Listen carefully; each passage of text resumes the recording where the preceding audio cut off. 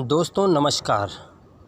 आप सभी लोगों का मेरे इस YouTube चैनल MG एजुटेनमेंट पर स्वागत है। तो बिना देरी किए शुरू करते हैं आज की क्लास। हमारा आज का टॉपिक है प्रेजेंट इंडेफिनिट टेंस। तो चलिए पहले इसके नाम से इसका अर्थ समझ लेते हैं। प्रेजेंट का मतलब है वर्तमान में होने वाला कोई काम। इंडेफिनिट का मतलब है कि जो काम होना है वह निश्चित नहीं है, इसीलिए इसे इंडेफिनिट कहते हैं। टेंस का मतलब इस वाक्य में होने वाला जो भी काम है उसके समय से है, इसीलिए इस टेंस को हम बोलते हैं प्रेजेंट यानी कि वर्तमान का, इंडेफिनिट यानी कि अनिश्चित, और टेंस यानी कि होने वाला काम का समय। प्रेजेंट इंडेफिनिट टेंस की पहचान होती है ऐसे वाक्य के अंत में ता है, ती है, ते हैं, ता हूँ आदि शब्द लगते हैं। उदाहरण के तौर पर एक सेंटेंस को लेते हैं। लिखा है राम कपड़े धोता है। इसमें धोना एक क्रिया है जो कि राम के द्वारा की जाती है। तो यहाँ पर जो क्रिया है धोना, इस क्रिया के साथ ता जुड़ने से यह वाक्य प्रेजेंट इंडेफिनिट टेंस बन जाता है। वाक्य बनता है राम कपड़े धोता है। इस वाक्य में राम के द्वारा कपड़े धोने का काम होता है, राइट। तो चलिए थोड़ा आगे चल के इस वाक्य को और सही से समझने का प्रयास करते हैं। ये है प्रेजेंट इंडेफिनिट टेंस का रूल नंबर 1। इसमें हम सब्जेक्ट के बाद वर्ब की फ़र्स्ट फॉर्म को लगाकर उसमें एस या ईएस लगाते हैं। लास्ट में ऑब्जेक्ट लगाकर वाक्य को अंत कर देते हैं, राइट। तो नियम बनता है सब्जेक्ट प्लस वर्ब की फ़र्स्ट फॉर्म प्लस एस या ES plus object plus full stop, right. यहाँ पर ध्यान देने वाली बात है कि अगर सब्जेक्ट ही, शी, इट या एक नाम हो, एक नाम का यहाँ पर मतलब है राधा, मीरा या श्याम, कोई भी एक नाम होना चाहिए। अगर वाक्य की शुरुआत या वाक्य का सब्जेक्ट ही, शी, इट और एक नाम हो तो आप वर्ब के साथ एस या ईएस को अप्लाई कर देते हैं। यदि सब्जेक्ट आई, यू, वी, दे या दो नाम जैसे मोहन और सोहन, सीता और गीता ऐसे नाम हों तो रूल होता है सब्जेक्ट प्लस वर्ब की first form plus object plus full stop. यानी कि मतलब एकदम साफ़ है। अगर सब्जेक्ट ही, शी, इट और एक नाम हुआ तो हम वर्ब के फ़र्स्ट फॉर्म के साथ एस या ईएस को अप्लाई अवश्य करेंगे। वहीं दूसरी तरफ यदि एक वाक्य का सब्जेक्ट आई, यू, वी, दे या दो नाम हो तो नियम होता है सब्जेक्ट प्लस वर्ब की first form plus object plus full stop. यानी कि सही शब्दों में बोला जाए तो आई, यू, वी, दे और दो नाम के साथ जो वर्ब लगती है उसमें एस और ईएस को हम नहीं जोड़ते, राइट। आई होप कि आपको रूल नंबर 1 सही से समझ आ गया हो। तो चलिए आगे बढ़ते हैं। आगे हमारे पास एक समस्या आती है। जब हम इस सेंटेंस को सीखने का प्रयास करते हैं तो अक्सर एक प्रॉब्लम हम फेस करते हैं। जब हम वर्ब के साथ एस और ईएस को अप्लाई करते हैं तब हमारे सामने समस्या ये आती है कि हम किस वर्ब के साथ एस और किस वर्ब के साथ ईएस को लगाएं, राइट। तो मैं आपको एक बात यहाँ पर स्पष्ट कर देना चाहता हूँ कि जिस वर्ब के आखिर में, यानी कि जिस वर्ब के लास्ट के लेटर्स ओ से ख़त्म हो, यानी कि कोई वर्ब अगर ओ से ख़त्म होती है, एस एच से ख़त्म होती है, जिस वर्ब के लास्ट में ओ हो, एस एच हो, डबल एस हो, सी एच हो, एक्स हो या वाई हो, उन वर्ब के साथ ईएस का प्रयोग करना चाहिए। अब यहाँ पर हम सही से इसको समझते हैं। अगर मान लीजिए वर्ब के लास्ट में ओ है, राइट, लेकिन आपको फोकस करना है कि क्या आपका सब्जेक्ट ही, शी, इट और एक नाम है।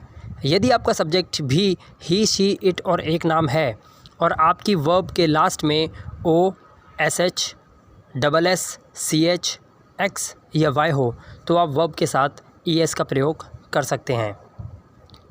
अब आपको यहाँ पर जो ध्यान देना है वो ये ध्यान देना है कि वर्ब के लास्ट में क्या लगा हुआ है। तो चलिए कुछ उदाहरण से इसको समझते हैं। पहला वाक्य है वह जाती है। इस वाक्य में वह सब्जेक्ट है और उसके द्वारा जाना यानी कि गो एक क्रिया है। यहाँ पर सब्जेक्ट तो है वह, जिसकी इंग्लिश होगी शी, और जाना यानी कि एक क्रिया है। इसमें जाने की इंग्लिश होती है गो, तो गो के लास्ट में ओ है, इस वजह से हम सेंटेंस को बनाएंगे शी गोज़। आई होप कि आप समझ पा रहे होंगे कि हमने गो के साथ ई एस क्यों लगाया। दूसरा वाक्य है वह धोता है, यानी कि ही वॉशेज़। धोने की इंग्लिश होती है वॉश, लेकिन यहाँ पर सब्जेक्ट ही है, इसलिए हमने एस एच को देखकर वॉश में ई एस को अप्लाई कर दिया और हमारा वाक्य एकदम करेक्ट बन गया, ही वॉशेज़। नेक्स्ट यानी कि थर्ड, सचिन बॉल पकड़ता है। सचिन बॉल को क्या करता है? पकड़ता है। इसमें सचिन वाक्य का सब्जेक्ट है, यानी कि सचिन। पकड़ने की इंग्लिश होती है कैच, यानी कि वर्ब की फर्स्ट फॉर्म लगाई हमने। उसके बाद कैच में हम लास्ट में सी एच होने की वजह से ई एस को अप्लाई करेंगे। सेंटेंस बनेगा Sachin caches the ball, right. तो इस तरह से हम इन तीनों सेंटेंस को समझ कर ये आइडिया लगा चुके हैं कि हमें कब एस और कब ई एस को अप्लाई करना चाहिए, राइट। यहाँ पर आपको एक छोटी सी बात को समझना है। अगर वाई किसी वर्ब के लास्ट में हो तो क्या करना चाहिए? ये बहुत ही इम्पॉर्टेंट टॉपिक है जिसको आपको बड़े ध्यान से इस वीडियो को समझना है। अगर ये वीडियो आप स्किप कर देते हैं या आप इस वीडियो को सही से नहीं देख पाएंगे या नहीं सुन पाएंगे तो आप शायद इस वीडियो का सही मतलब नहीं जान सकते। वाई से पहले अगर कोई वाउल हो तो एस लगाना चाहिए। इसका मतलब ये है कि अगर कोई वर्ब जिसके लास्ट में वाई हो और वाई से पहले की वाउल हो तो हम वाई के साथ एस लगाते हैं। एग्ज़ाम्पल के लिए इसी सेंटेंस को ले लेते हैं, राम खेलता है। यहाँ पर राम सब्जेक्ट है, तो ये तो तय है कि हम खेलना यानी कि प्ले के साथ एस या ई एस को लगाएं, लेकिन हमने यहाँ पर एस इसलिए लगाया है क्योंकि वाई से पहले की वाउल आया हुआ है। वाउल होने की वजह से हम यहाँ पर वाई के साथ एस को अप्लाई करेंगे। वहीं एक दूसरा उदाहरण भी नीचे दिया हुआ है। वाई से पहले अगर कोई कॉन्सोनेंट हो तो वाई की जगह आई लगाकर और ई एस को लगाया जाता है। उदाहरण के लिए इसी वाक्य को ले लीजिए, राधा कोशिश करती है। अब इसमें राधा वाक्य का सब्जेक्ट है, कोशिश करना यानी कि ट्राई, टी आर वाई। अब यहाँ पर वाई से पहले आर होने की वजह से यानी कि एक कॉन्सोनेंट होने की वजह से हम इंग्लिश बनाएंगे राधा ट्राइज़। यहाँ पे टी आर के बाद हम आई लगाएंगे जो कि वाई की जगह पे लग जाएगा, वाई का स्थान ले लेगा और उसके बाद हम ई एस लगा के ट्राइज़ लगा के सेंटेंस को फॉर्म कर देंगे, Radha tries, right. I hope कि आपको वाई का फंडा भी क्लियर हो गया होगा। चलिए आगे चलते हैं। अब देखिए रूल नंबर 2। रूल नंबर 2 में हमें रूल इस तरीके से फॉर्म करना होता है यानी कि बनाना होता है। सब्जेक्ट के साथ हम लगाएंगे डूडज प्लस नॉट, क्योंकि ये नकारात्मक वाक्य है, ये एक नेगेटिव सेंटेंस है। तो हमारा रूल होगा subject plus does plus not plus verb की first form plus object plus full stop.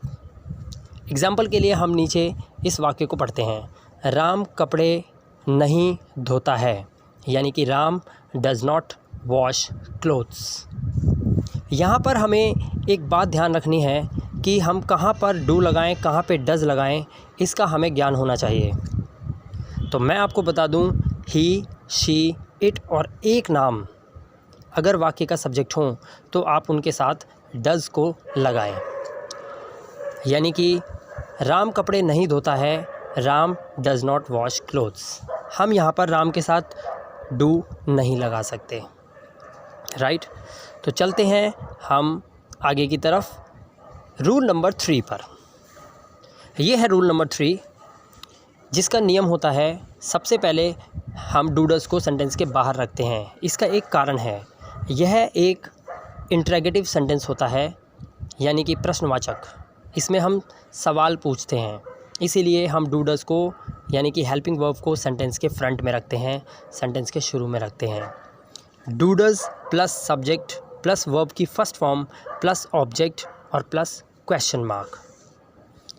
वाक्य, क्या राधा बाज़ार जाती है, यानी कि does Radha go to market. यहाँ मैं आपको बता दूँ कि हमने डज़ क्यों लगाया। आई होप कि आपको इसका उत्तर पता होगा, फिर भी मैं आपको बताना चाहूँगा।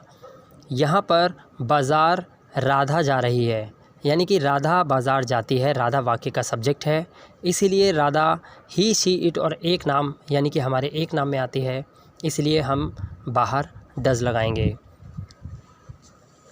चलिए आगे चलते हैं। अगला हमारा है रूल नंबर 4।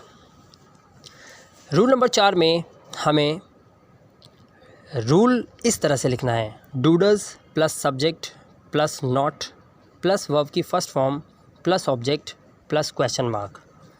डूडल्स सेंटेंस के बाहर यानी कि वाक्य के शुरू में लगता है, इसलिए ये एक इंटरोगेटिव सेंटेंस है, और इसी वाक्य में अंदर सब्जेक्ट के बाद नॉट दे रखा है, यानी कि ये इंटरोगेटिव नेगेटिव सेंटेंस है।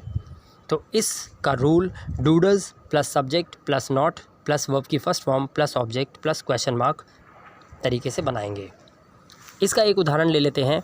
क्या राधा बाज़ार नहीं जाती है, यानी कि इंग्लिश है does Radha not go to market, right. तो इस तरह से हम चौथे रूल को अप्लाई करके किसी भी इंटरोगेटिव नेगेटिव सेंटेंस को बना सकते हैं। अगला हमारे पास रूल है 5th रूल, यानी कि WH फैमिली वाला सेंटेंस।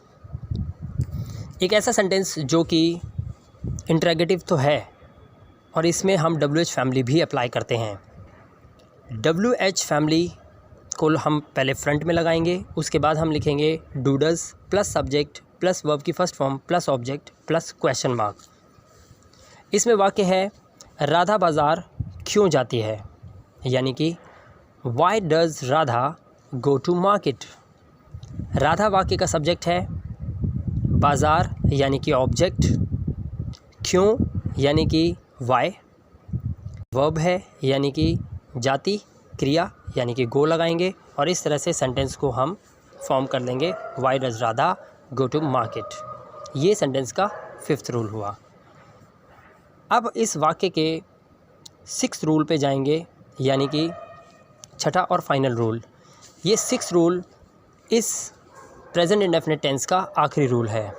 ये होता है WH फैमिली नेगेटिव। इसमें हम पहले WH फैमिली यानी कि वाई को लगाएंगे, plus does plus subject plus not plus verb की first form plus object plus question mark.